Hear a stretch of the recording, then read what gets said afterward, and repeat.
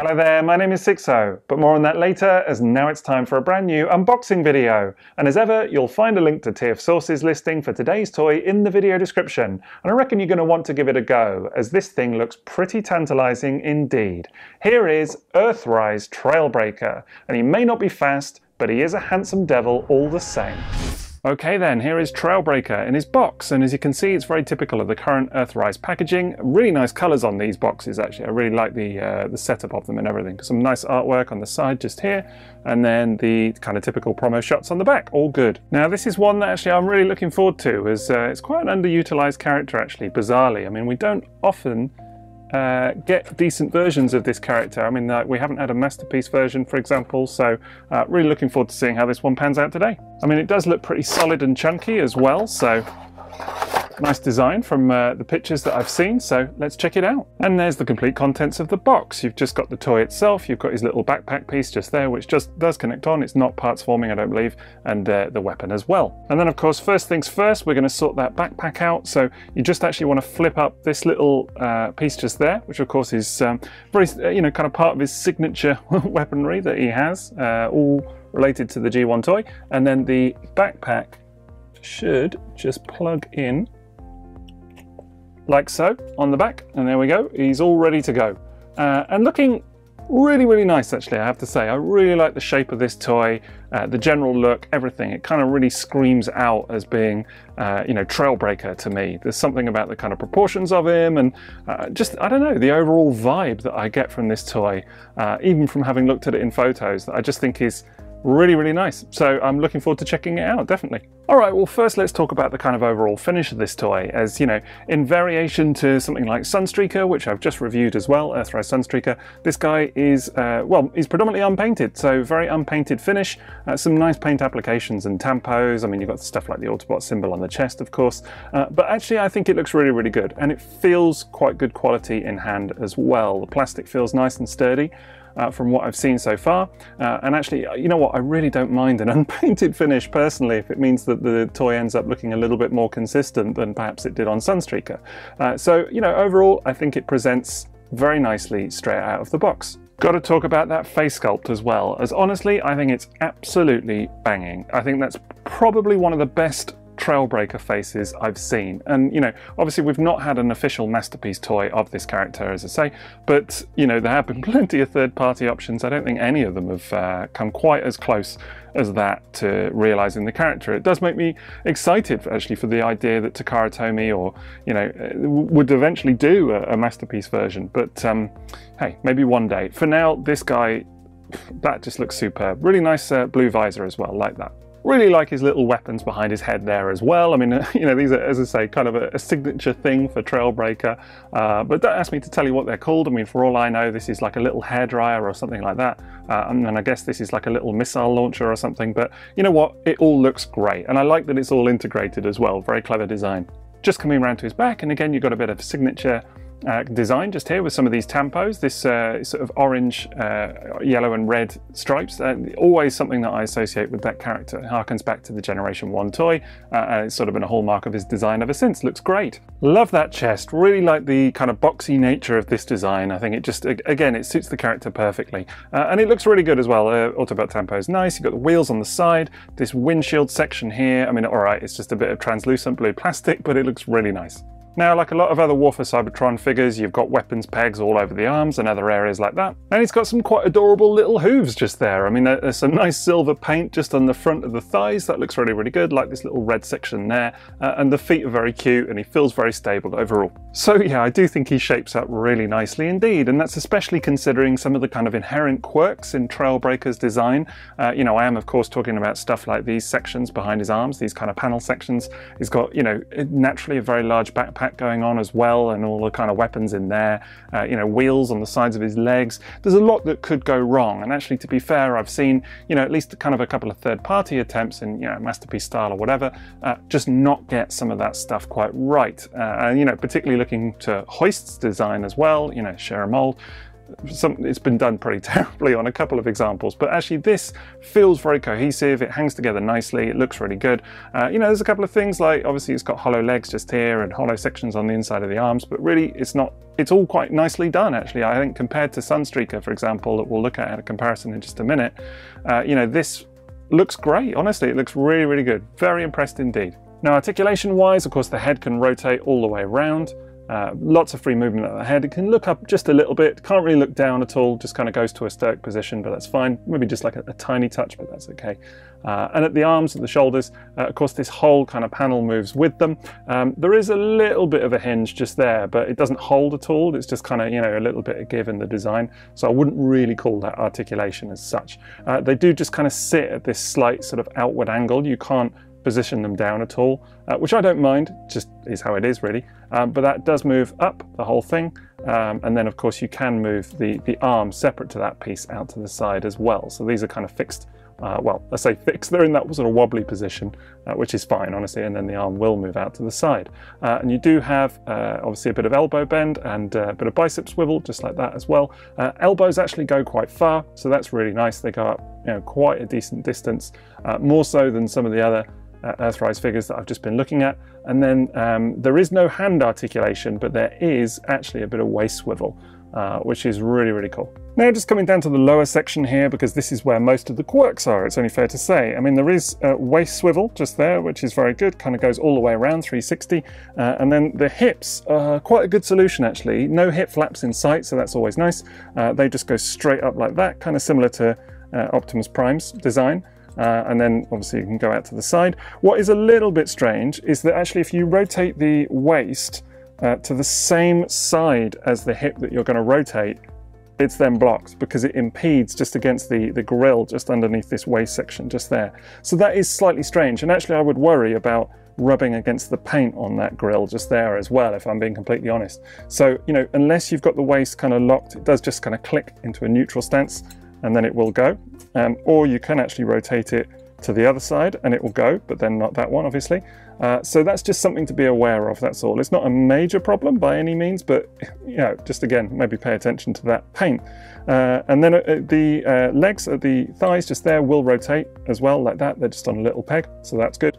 And then the knees are a little bit strange because initially I just thought that they bent at that section, and I was going to comment that actually this lower leg looks a little bit out of proportion to the thigh, but actually then I discovered that of course it actually bends in two places, and I do think it looks much better when bent this way with the red kind of kneecap going with the bottom section. I just think that looks proportionally a lot better.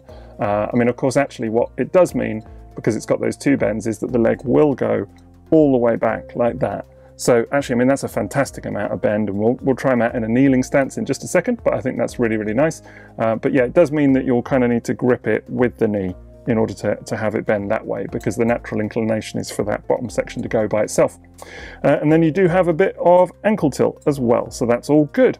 Anyway, last thing you're going to want to do to get him posed up is put his weapon in his hand, and I do think that that looks really nice actually. He pegs in very securely to the hand, and it's got this sort of, you know, good bit of silver paint on there as well. It's all good. So there we go, all posed up in a kneel, and he just looks terrific. What can I say? This toy poses like a charm. Honestly, I think it's really weird, and it's worth noting about Generations toys is how far they've come in terms of posability, because this was just not possible even, you know, however many years ago, quite recent, you know, but now just look at what you can do. It's exceptional. I mean, look, you can even do a run.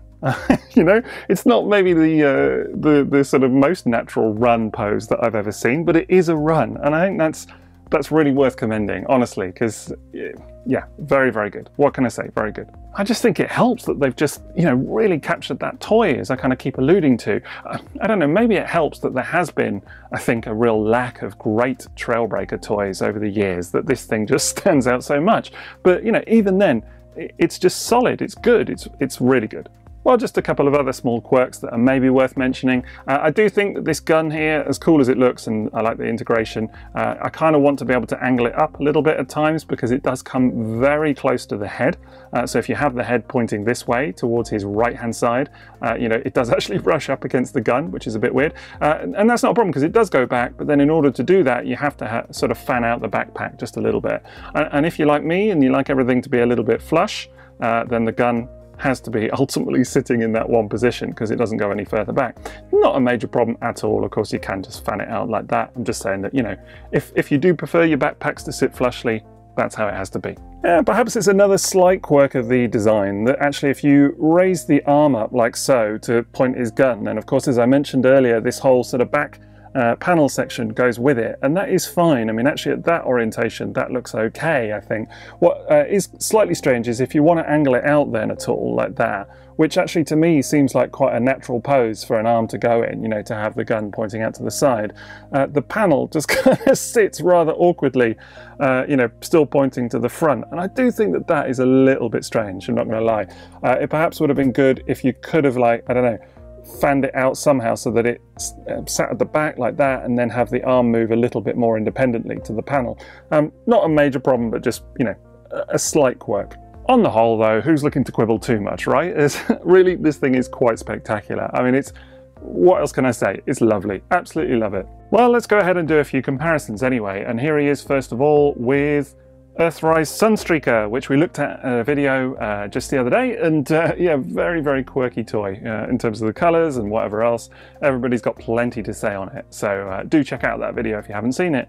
And I do think these two look very nice together. I will say, personally, I think Trailbreaker leaves Sunstreaker in the shade. Do you know what I mean? It's fair to say. I just think it's a significantly better toy. I do like Sunstreaker, you know, despite its quirks and whatever else. I like it a lot. I gave it a 2, but ultimately Trailbreaker is just magnificent, way better. And next, let's take a look at him with Alternate Universe Optimus Prime Earthrise version. Now, I did a review of this one as well, which you can also find on the channel. It's my current Earthrise Optimus mold, so and there you go. You can get an idea anyway of what the primary colors version would look like next to this guy. Anyway, that's probably enough raving on about the robot mode. Let's take a look at transformation, shall we?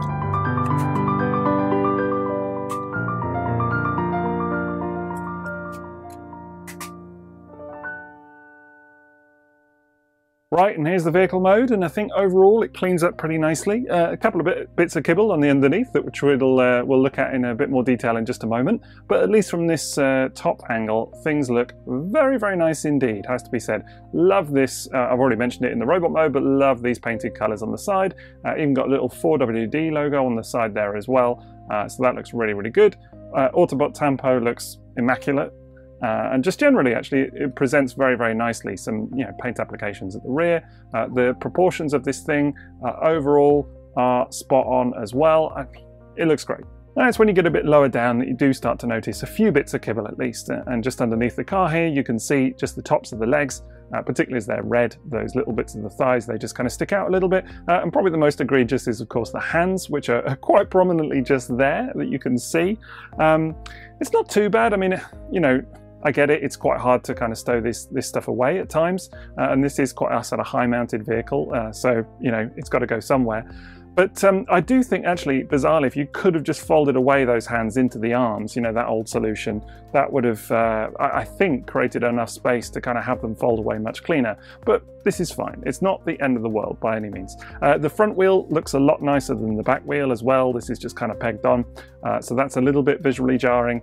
But you know what, overall it looks good. Major props to that front section as well, which is just glorious in hand. Really nice silver paint, little translucent plastic headlights just there, even a little sort of winch detail in the molding, so that's cool. Just think that looks great. And again, just checking out some of those paint applications and tampos in detail, I think that looks really, really spot on, I have to say. Very clean indeed. And there you can see the paint on the rear tail lights, and again, I think that's really nicely applied actually. This thing looks cleaner than Sunstreaker to me. Now then, he's got this little peg hole just on top there, and of course that's for the weapon, so you can just plug that straight in, and there you go, he's ready for action. And then just coming back to Sunstreaker, of course, here he is in his car mode, and you can see the two of them together. If anything, I think Trailbreaker looks a little bit undersized, but you know, realistically, you're not going to get a lot of vehicle mode scale going on here.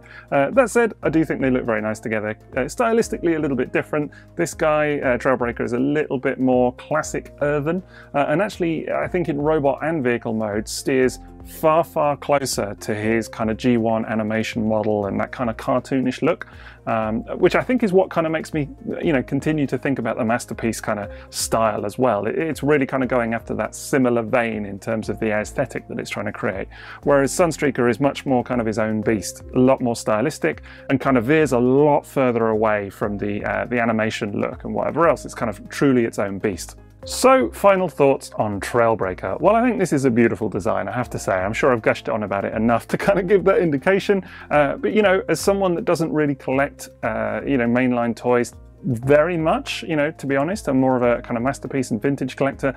It has to be said that I'm truly impressed with this guy. I think the look of it in both modes is fantastic. I think it's good fun, it's well made, the transformation seems fun as well, all clicks together nicely. What more could you want? At the end of the day, it's a great toy. Go get it. This is definitely a toot. So that's Earthrise Trailbreaker. Now I'll put a link to TIFF sources listing for this guy in the video description, and I'll be aiming to get the full photo review up on their blog soon. Otherwise, that's it from me, so don't forget to drop me a like if you enjoyed today's video, and have a great rest of your day. TTFN.